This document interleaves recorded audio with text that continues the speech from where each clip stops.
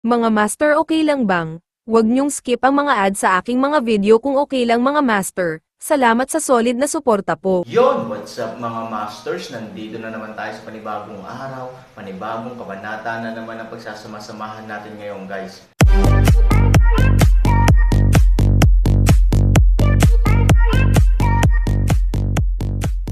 Bali mga masters, kung bago ka pa lang po sa aking YouTube channel, please click the subscribe button, lalong-lalo na po yung notification bell guys, para maging connected pa rin tayo sa isa't isa at maging updated kayo sa mga susunod ko pang video. Bali mga masters, bago natin umpisahan ng kwento ay mag-shoutout po muna tayo para sa mga solid nating tagapakinig. Shoutout kay Justin Villanueva. Shoutout kay Ronald Gutierrez. Shoutout kay Jenito Pruelda. Shoutout kay Danilo Puentiveros. Yun na nga mga masters, no? Bali hindi na ito patagalin. In 3, 2, 1, let's go! Mga masters, 3 video po araw-araw ang i-upload natin. Ang bagong yugto ni Daryl sa Storytelling Channel sa YouTube mapapakinggan.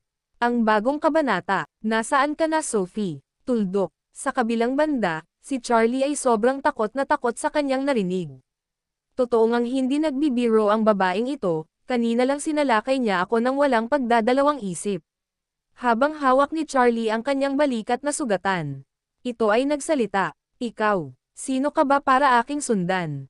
Nais ko lamang magpunta sa lugar ng pagsisinay upang maglinang ng aking kasanayan. Oo, napansin ko na kayo at hindi ko ginawa na kayo ay batiin, ngunit hindi ibig sabihin nun kayo ay aking sinusundan." Sabi ni Charlie ito ng pasigaw.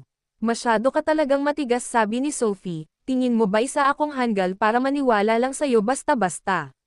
Lumapit si Sophie nang may mabagsik na aura kay Charlie at tinusok nito ang butas sa balikat ni Charlie. Sa ginawa nito ni Sophie napasigaw si Charlie ng sobrang lakas. Umalangaw-ngaw ang sigaw ni Charlie sa buong lugar na ang tono nito ay sobrang nasasaktan. Narinig ito ni Yui. "Ano ang sigaw na iyon? Saan nagmamula iyon?" Naku, nasa panganib ata si Sophie. Agad na ginamit ni Yui ang kanyang kasanayan upang makita niya kung nasaan si Sophie. Tumagos ang kanyang paningin sa mga malalaking puno na nakaharang at laking gulat niya na si Sophie ay hindi kalayuan ay nandoon. At nakita niya itong nakatusok kay Charlie ang espada na nakakabit sa braso ni Sophie. Ano ang nangyayari? Tila si Charlie ay sugatan, mukhang sinalakay ito ni Sophie. Ano ang nangyayari? Bakit sinalakay ni Sophie itong si Charlie? Gulat na gulat si Yui sa kanyang nakikita. Agad niyang binitawan ang kanyang kakayahan. At agad-agad itong lumipad patungo kila Charlie at Sophie upang malaman ang nangyari. Tuldok. Samantala, si Charlie ay takot na takot. "Sinabi ko na sa iyo ang dahilan. Bakit hindi ka maniwala?" sabi ni Charlie kay Sophie sa mahinang boses. Maya-maya si Sophie ay nagsalita. "Alam mo ba, inis na inis ako sa mga tulad mong mapagpanggap. Hindi ako basta-basta naniniwala sa iyong mga sinasabi. Alam ko sa sarili ko na kami ay sinusundan mo." Naisip ni Sophie ang tinutukoy ni Matandang Los, nung sila ay nasa lugar ng mga mangkukulam, nang naligtas si Matandang Los sa kapahamakan. May sinabi ito sa kanya na may nakasalubong siyang isang binatilyo sa lugar ng mga mangkukulam ng araw na iyon.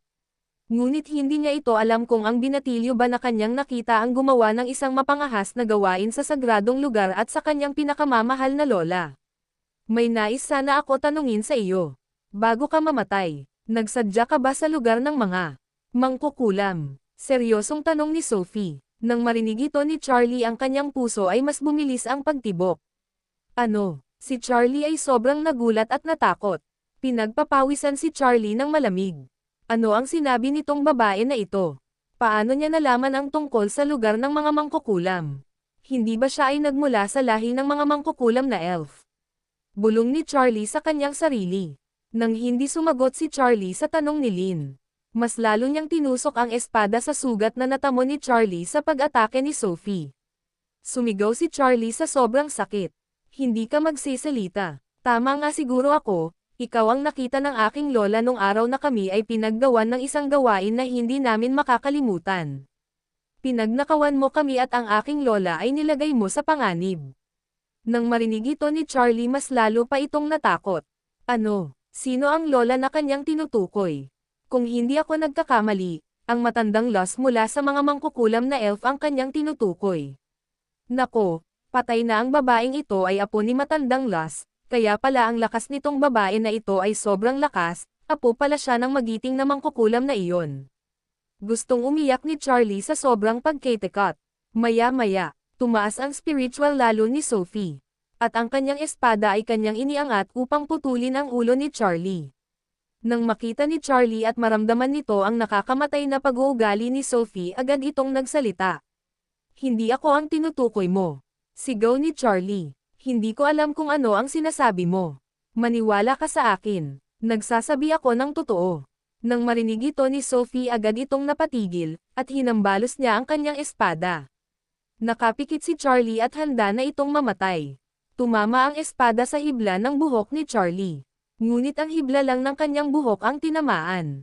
Oo, sinasadya ni Sophie na hindi patamaan si Charlie. Nang maramdaman ni Charlie na buhay pa siya, agad itong nakahinga ng maluwag. Hinawakan niya ang kanyang ulo, na para bang ito ay kawawang tupa. Nakakahiya, isang babae lamang ang gumawa nito sa akin. Lahat ginawa ko para ako ay maging malakas. Wala akong ginusto na ibang gawin, kung hindi maglinang lang ng aking kasanayan. Sa mga taon na nagdaan, ito lang ba ang magiging bunga ng lahat ng aking paghihirap? Matatalo lang ako ng isang babae basta-basta. Bulong ni Charlie sa kanyang sarili. Si Charlie ay sugatan dahil sa pag-atake ni Sophie. Nang mapansin ni Sophie na si Charlie ay tila ba ito ay nagmamakaawa, biglang bumaba ang spiritual ni Sophie.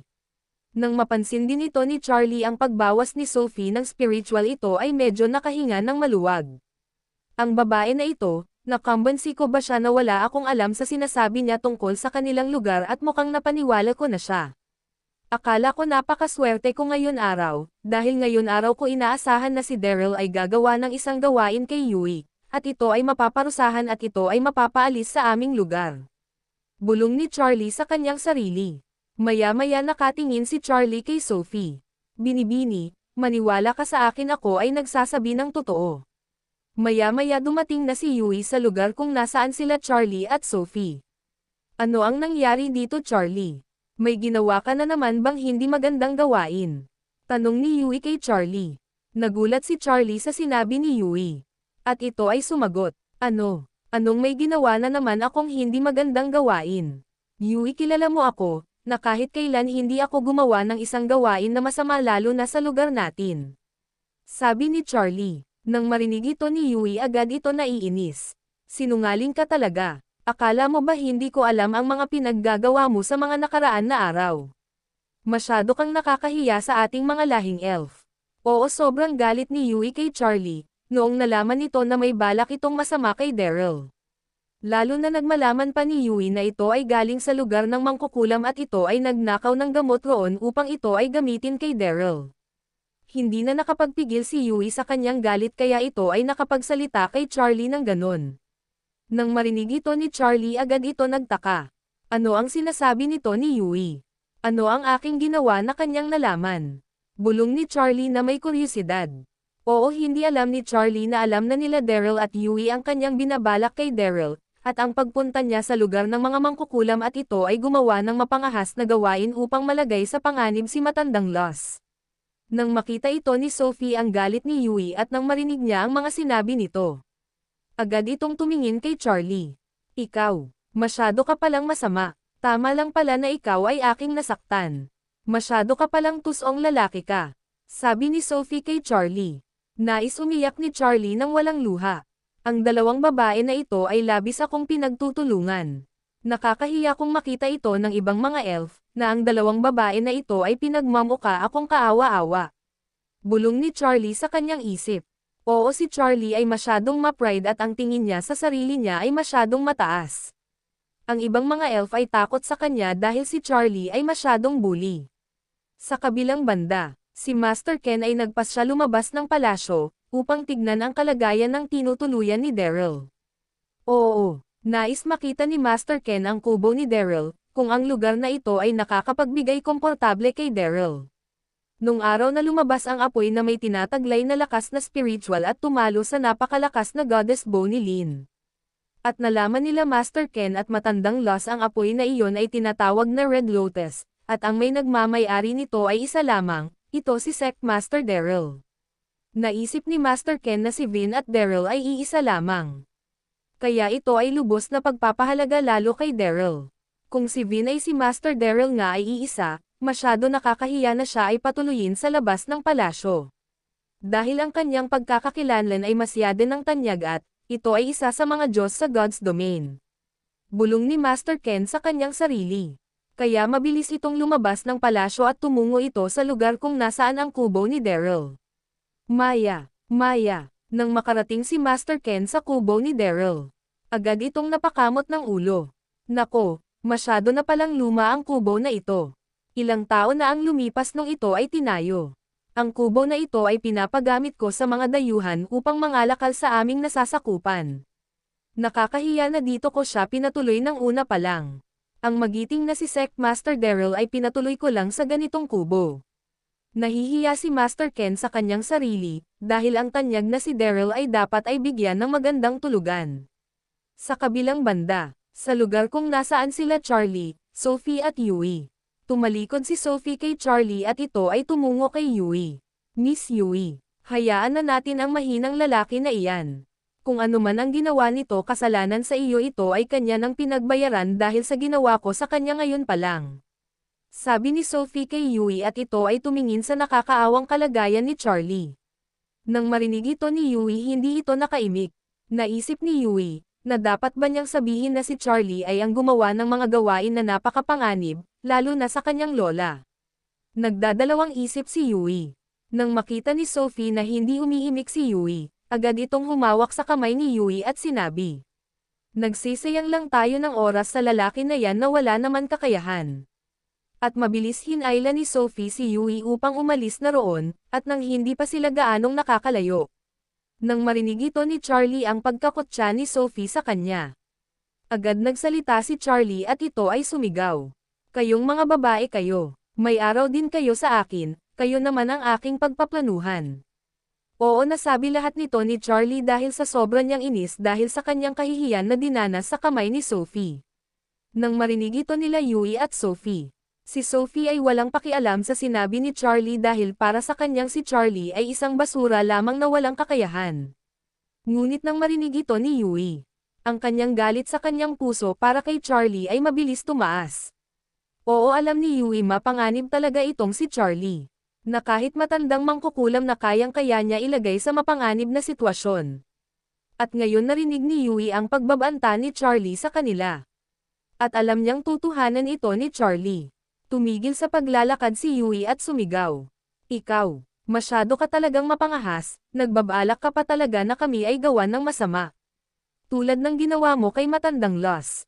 At sa lugar ng mga mangkukulam na elf. Ito ay sinabi ni Yui ng pasigaw. At dahil sa sobrang inis nito kay Charlie kaya napagpasyahan na niyang isiwalat ito kay Sophie. Nang marinig ito ni Sophie, ang kanyang puso at isip ay sobrang nabigla. Ano ang sinabi mo Miss Yui? Ano ang tungkol sa aking lola at sa aming lugar na ginawa na lalaki na iyan? At nang marinig ito ni Charlie, agad itong nagulat at kinabahan. Ano, sinabi ba ng Yui na ito ang ginawa ko sa lugar ng mga mangkukulam at sa matandang Loss na iyon? Paano niya nalaman ang tungkol roon? Nako, tapos na ako, alam pala ni Yui ang aking ginawa sa lugar ng mga mangkukulam at lalo na kasama pa niya ang mabangis na babae na ito at ang masama pa apo siya ni matandang Loss. Nais tumakbo ni Charlie nang mabilis papalayo. Ngunit siya ay nasugatan ng husto ni Sophie kanina lang. Kaya ito ay nakakaramdam ng sakit at hindi ito makatayo. Tapos na talaga ako. Naramdaman ang pagtaas ng spiritual na lakas ni Sophie at ito ay namumula ang kanyang mga mata. Yun na nga mga masters, no? Bali panibagong kabanata na naman yung natapos natin ngayong gabi. Muli, maraming salamat po talaga sa walang sawang suporta po sa aking YouTube channel na talagang inaabangan nyo po ang bawat upload ko po. Bali mga masters, magkita-kita ulit po tayo bukas ng gabi at ngayon po ay magpapaalam po muna tayo. Bali mga masters, bye-bye!